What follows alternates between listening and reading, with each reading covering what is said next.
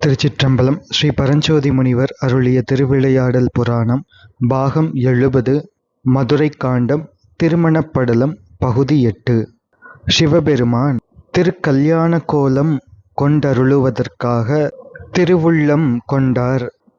பல் உயிர்களையும் அடிமை கொண்டருளிய சிவபெருமானின் திருவுள்ள குறிப்பு குபேரனுக்கு அருள் புரிந்தது.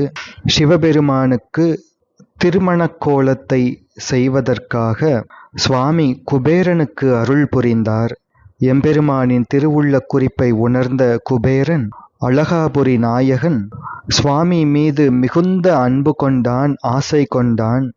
குபேரனினுடைய புனிதமாகிய மெய் தவ பயன் கைகூடுகின்ற நாளாக தருணமாக அந்த தருணம் அமைந்தது.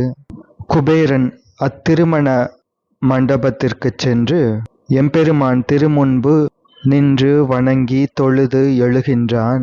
எம்பெருமானின் திருமேனியை தீண்டி அலங்காரம் செய்யும் பெரும் பேறு குபேரனுக்கு இன்று வாய்த்தது. அளவில்லாத வேதங்களும் பிரம்மாவும் திருமாலும் முனிவர்களும் யாரும் தீண்டி ஸ்பரிசிப்பதற்கு அரிய திருமேனியை குபேரன் தன்னுடைய கைகளால் ஸ்பரிசித்து சுவாமிக்கு திருமண கோலம் செய்ய தொடங்குகின்றான்.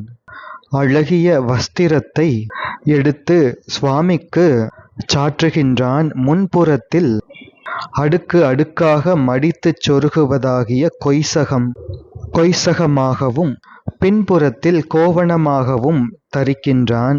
அதன் மேல் இரட்டையாக இருக்கின்ற அரைஞானோடு சேர்த்து பட்டிகையையும் இருக்கச் சாற்றுகின்றான்.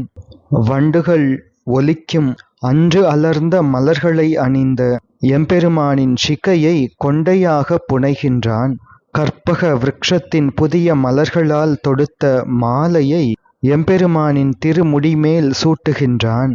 விபூதி அணிந்த எம்பெருமான் திருமேனியில் சந்தனத்தோடு மிருகமதத்தையும் குளிர்ந்த பனி நீரையும் கலந்து எம்பெருமான் திருமேனியில் பூசுகின்றான்.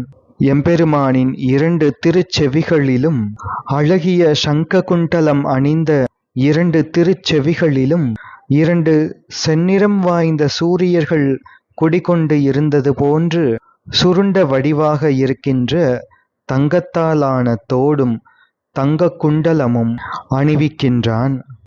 பொன் தோடும் பொற்குண்டலமும் எம்பெருமானின் 2 திருத்தோள்களிலும் அசைந்தாடும்படி அதனை அணிவிக்கின்றான். எம்பெருமானின் கண்டம் அது கருத்த கண்டம். அது எதை போன்றது என்று ஸ்ரீ பரஞ்சோதி முனிவர் உவமை கூறுகின்றார். சிவபெருமானே பரம்பொருள் என்று இருக்க மற்றைய தேவர்களை பரம்பொருள் என்று நினைப்பவர்களின் அந்த மயக்கம் என்ற இருள் போன்று கருத்திருக்கின்ற கண்டம் எம்பெருமானின் நீலகண்டம். தம்மை ஒடுக்கி மீட்டு அருளும் இறைவனை அதிகாரத்தால் தம்மோடு ஒரு சேர வைத்து எண்ணுபவர்களும் சிலர் இருக்கின்றார்கள். அப்படிப்பட்ட மருண்ட தேவர்களை பரம் என்று கருதுபவர்களின் அறிவு அது மயக்க அறிவு. எனவே அவர்களது அறிவை மையல் வல் இருள் என்று கூறுகின்றார். அப்படி வல் இருள் போன்று இருக்கின்ற எம்பெருமானின் திருக்கழுத்தில் இருக்கின்ற திருநீலகண்டம் அதன் மேல் பூரண சந்திரிகை போன்று ஒளி வீசுகின்ற பூரண சந்திரன்களையே இணைத்து கோர்த்த முத்துக்கண்டிகையை அணிவிக்கின்றார் குபேரன் எம்பெருமானின் திருக்கழுத்தின் மேலே. சிவபரம்பொருள் பரமேஸ்வரனாரின் வலது புறத்தில் இருக்கின்ற முப்புரி நூலானது மலையிலிருந்து விழும் அருவி போல எம்பெருமானின் திருமார்பில் விளங்குகின்றது. எம்பெருமான் ஜட்டாமுடியில் குடிகொண்டிருக்கின்ற வெள்ளிய சந்திரன் அவன் பொழுகின்ற அமுதம் போன்ற ஒரு முத்துமாலையை எம்பெருமானின் முப்புரி நூல் திகழ்கின்ற திருமார்பில் அணிவிக்கின்றான் குபேரன். அத்திருமார்பில் விளங்கும் அந்த முத்துமாலை பரப்பின் மத்தியிலே இருளை ஓட்டுகின்ற மாணிக்க வட்டத்தை அணிவிக்கின்றான் குபேரன். அது இளஞ்சூரியன் போல பிரகாசிக்கின்றது. திசைகள் அனைத்தையும் கடந்த எம்பெருமானின் 4 திருப்புஜங்களிலும் பட்டிகைகளை அணிவிக்கின்றான் குபேரன். ஒளிவீசும் அத்திருத்தோள்களில் ஆன்ம கோட்டிகளின் மனங்களையெல்லாம் கொள்ளை கொண்டு அவ்வுயிர்களை பருகும்படி வாகுவலயங்களை அணிவிக்கின்றான். எம்பெருமான் யானையின் தோலை உரித்து போர்த்துபவர். அந்த யானையின் போர்வையை எம்பெருமானின் திருமேனியிலிருந்து நீக்கி அழகு செய்கின்ற உத்தரீயத்தை சாற்றுகின்றான். சொல்லுக்கு எட்டாத, சொல் அளவைக்கு அடங்காத மந்திர வடிவாகிய பவித்திரத்தை எடுத்து எம்பெருமானின் அழகிய திருவிரலில் அணிவிக்கின்றான். உடுத்த கோவண உடையின் மேலே பீதாம்பரத்தை இருக்க கட்டி அப்பீதாம்பரத்தின் மேல் சர்பமானது 5 தலைகளையும் தொங்கவிட்டது போல ஒளிவீசும் மாணிக்கத்தால் செய்த தலை கொடுக்குகளை பிரகாசிக்கும்படி அப்பீதாம்பரத்தின் மேலே அணிவிக்கின்ற. கொடுக்கு என்பது ஒரு வகை ஆபரணம். மலரால் தொடுத்த பூமாலைகளை எம்பெருமான் திருப்புஜங்களில் அசையும்படி சாற்றுகின்றான். எம்பெருமானின் திருவடி அது சொல் அளவையை கடந்தது. அது சொல் பதம் கடந்த தொல்லோன் ஆகிய பெருமானின் திருவடி. அத்திருவடிகள் சொல் அளவையை கடந்து இருந்தாலும் அடியார்களுக்கு சமீபித்து இருக்கின்ற திருவடி. அந்த திருவடியில் சிலம்பையும் வீரகண்டையையும் அணிவிக்கின்றான். சங்கநிதிக்கும் பத்மநிதிக்கும் இறைவனாகிய குபேரன் அவன் செய்தற்கரிய தவங்களால் ஆன பயன்களை இன்று ஒரு சேர பெற்றான். விஷ்ணு, பிரம்மா, இந்திரன் முதலிய பெரிய தேவர்களுக்கும் மற்றவர்களுக்கும் மங்களம் தருகின்ற கடைக்கண்களை உடைய சிவபெருமான் தான் ஒரு மங்களம் கொண்டு அருளியவரைப் போல எண்ணம் கொண்டு கும்போதரனின் முதுகின் மேலே திருவடியை வைக்கின்றார். பெருமானின் எதிரே வந்து உயர்ந்து நிற்கின்ற மால் விடை மேல் ரிஷபத்தின் மேலே ஆரோகணிக்கின்றார். தேவர்களும் அங்கு கூடியிருக்கின்ற எல்லோரும் மகிழ்ச்சி கடலில் திளைத்தார்கள்.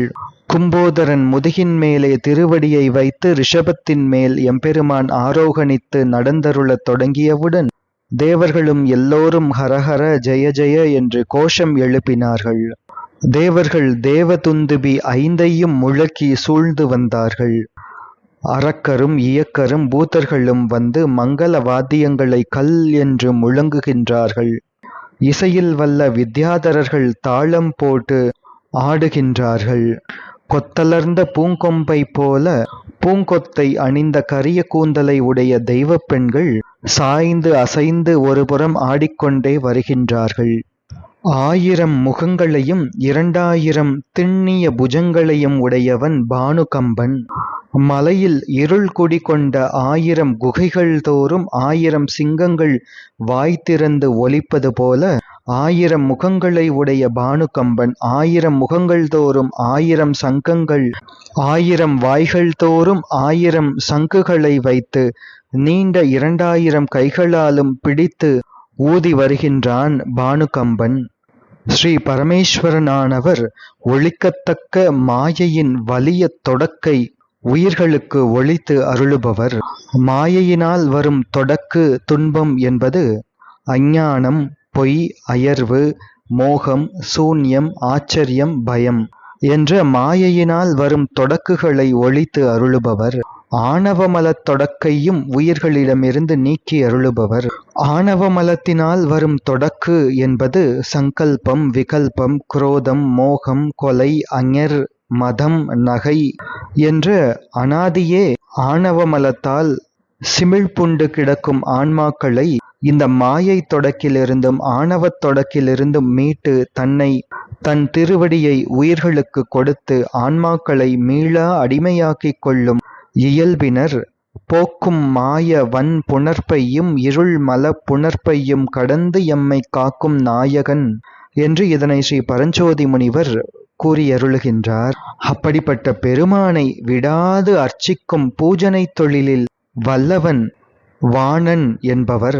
பெருமானை அர்ச்சிக்கும் பூஜனை தொழிலை கைவிடாமல் பெருமானது திருவருளால் முக்தியடைந்த வாணன் என்பவர் பாடலுக்கு ஏற்றபடி தம் 1000 கைகளினால் முகங்கள் தோறும் மோதும்படி தொம் என்று வெவ்வேறு ஓசையாய் எழும் குடமுழாவினது ஒலி நன்கு எழும்பும்படி குடமுழாவினை இயக்குகின்றார். குடமுழா என்பது ஒரு வகை வாத்தியம். முனிவர்கள் அஞ்சலித்துக் கூப்பிய சிவந்த கைகளை உடையவர்களாக இருக்கின்றார்கள். ஆசீர்வாத வசனங்களை சொல்கின்றார்கள். தம் மனத்தில் கனிந்து தோன்றிய அன்பினை உடையவர்களாக இருந்து துதித்து வருகின்றார்கள்.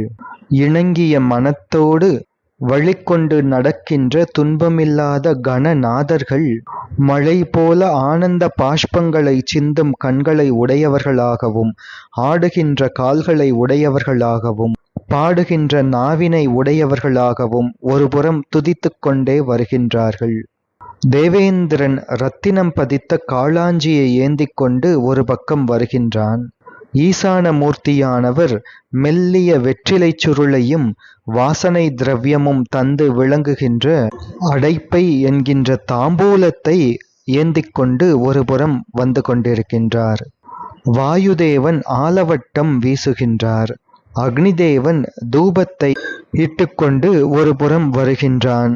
வர்ணதேவன் அழகான பூந்தட்டை தன்னுடைய கரங்களில் ஏந்திக் கொண்டு ஒருபுறம் வருகின்றான். நிருதியானவர் கண்ணாடியை ஏந்திக் கொண்டு சுவாமிக்கு எதிரே ஒரு புறம் வருகின்றான். குபேரனோ அளவில்லாத திரவியங்களை எடுத்து வீசிக்கொண்டே வருகின்றான். தண்டாயுதத்தை உடைய யமன் கஞ்சுக மாக்கள் போல நெருக்கத்தை விலக்கிக் கொண்டே வருகின்றான். கூட்டத்தை விலக்கிக் கொண்டே வருகின்றான். சூரியனைப் போல விளங்கும் 1000 படங்களை உடைய நாகர்களும் பல ரத்ன தீபங்களை ஏந்தி ஒரு பக்கம் வருகின்றார்கள். வேத புருஷன் இறைவனது திருவடியை தனது முடியின் மேலே சுமந்து பின்னே வருகின்றான். கங்கை, காவிரி முதலான 9 தீர்த்தங்களாகிய பெண்கள் தங்களது நீண்ட அலைகளின் கொழுந்து போல சாமரைகளை ஒரு பக்கம் வீசிக்கொண்டு வருகின்றார்கள்.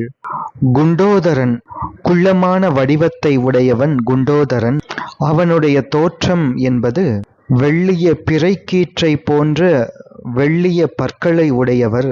இருள் போன்ற உடலையும் குளிந்த கண்களையும் நெருப்பு போன்ற செந்நிறம் வாய்ந்த முடியையும் சங்கால் ஆன நீண்ட குண்டலத்தையும் உடைய குண்டோதரன் சந்திரனைப் போன்ற குடையை ஒரு புறம் தாங்கி வருகின்றார்.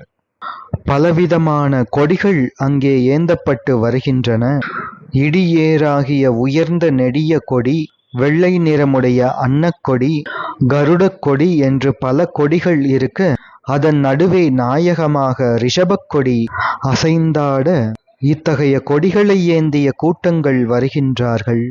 குடம் போன்று வயித்தை உடைய பெரிய கும்போதரன் என்ற பூதம் சுவாமியின் திரிசூலத்தை ஏந்தி வருகின்றது. அந்த திரிசூலம் அது எப்படி காட்சி தருகின்றது என்றால், நெற்றிக்கண்ணை உடைய சிவபெருமானின் 2 பக்கங்களிலும் வலது பக்கத்தில் பிரம்மாவும் இடது பக்கத்தில் விஷ்ணுவும் இருக்கும்படி நடுநாயகமாக சிவபெருமான் இருக்கும்படி தோற்றம் தருகின்ற திரிசூலம் அதனை கும்போதரன் என்ற பூதம் ஏந்தி வருகின்றது. சிவபெருமானின் வலது பக்கத்திலிருந்து பிரம்மாவும் இடது பக்கத்திலிருந்து திருமாலும் தோன்றினார்கள் என்பது கூர்ம புராணம் கூறுகின்ற சரித்திரம். அஷ்டமூர்த்தி இயல்பு உரைத்த அத்தியாயத்தில் கூர்ம புராணத்தில் கூறப்பட்டிருக்கின்றது. அந்த கும்போதரன் ஏந்தி வருகின்ற அத்தகைய திரிசூலத்தை தெய்வத்தன்மை உடைய 18 வகையான ஆயுதங்களும் சேவித்து வருகின்றன. சோமசூரிய அக்னிகள் உதித்த ஒரு மலை நடந்து வருவது போன்று அந்த கும்போதரன் நடந்து வருகின்றார். பந்தத்தை உடைய 4 வேதங்களின் பொருள்களையெல்லாம் ஒரு சேர திரட்டிய திரட்டை போன்று ஸ்தோத்திரங்களை புஷ்பதந்தன் துதித்து வருகின்றார். இது வடமொழியில் ஆன ஸ்தோத்திரங்கள். அதனை புஷ்பதந்தன் துதித்து வருகின்றார். இனி தேவர்கள் உயிர் உண்ண கோபித்து எழுந்த காலாக்னி போன்ற விஷத்தின் எதிரே சென்று அதனை திரட்டி எடுத்து வந்து சிவபெருமானிடம் கொடுத்த ஆலால சுந்தரர், இறுதியும் முதலும் இல்லாத சிவபெருமானினுடைய திருமேனியின் நிழலாகவே கண்ணாடியின் நிழல் போல வருகின்ற சுந்தரமூர்த்தி சுவாமிகள் திருநீற்றோடு திருப்பள்ளி தாமத்தையும் எடுத்து ஏந்தி ஒரு பக்கம் வருகின்றார். சுந்தரமூர்த்தி சுவாமிகள் ஆலால சுந்தரர் என்ற திருநாமம் கொண்டு திருக்கயிலையில் வீற்றிருப்பவர். சிவபெருமான் ஒரு முறை தன்னை கண்ணாடியிலே திருநோக்கம் செய்து சுந்தரா வருக என்று அழைத்தபோது வந்து உதித்தவர் ஆலால சுந்தரர். அவர் திருக்கயிலையில் எம்பெருமானுக்கு திருநீற்றுப் பேழையும் திருப்பள்ளித்தாமமும் எடுத்து ஏந்தும் அகம்படி தொண்டு செய்து கொண்டு வருபவர். எனவே அவர் எம்பெருமான் சாற்றுவதற்காக திருநீரும் அதோடு திருமாலையும் எடுத்து ஏந்திக் கொண்டு வருகின்றார். அன்னத்தை தேராக உடைய பிரம்மன் வலது பக்கத்திலும், கருடனை தேராக உடைய திருமால் இடதுபுறத்திலும் தமது கைகளை கூப்பி துதி செய்து வருகின்றனர். சிறந்த பொன்னிறம் வாய்ந்த தேன் பொதிந்த கொன்றை மலர் மாலை அணிந்த சிவபெருமான் வெள்ளி மலையோடு எழுந்து வந்தது போன்று ரிஷபத்தின் மேலே எழுந்தருளி மதுரை மாநகருக்கு மிக சமீபத்தில் எழுந்தருளி வருகின்றார். அப்பொழுது திருச்சின்னங்கள் ஒலிக்கின்றன.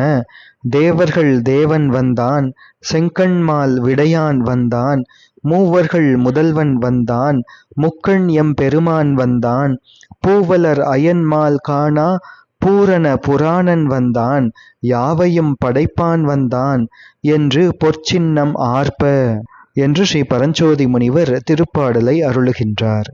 சிவபெருமான் திருமணக் கோலம் கொண்டு மதுரையின் சமீபத்தில் எழுந்தருளவே சுமதி முதலான மந்திரிகள் மற்றும் எல்லோரும் ஒருங்கே திரண்டு வந்து எம்பெருமானை பணிந்து துதித்து எதிர்கொண்டு அழைக்கின்றார்கள். தொடர்ந்து சிந்திப்போம். திருச்சிற்றம்பலம்.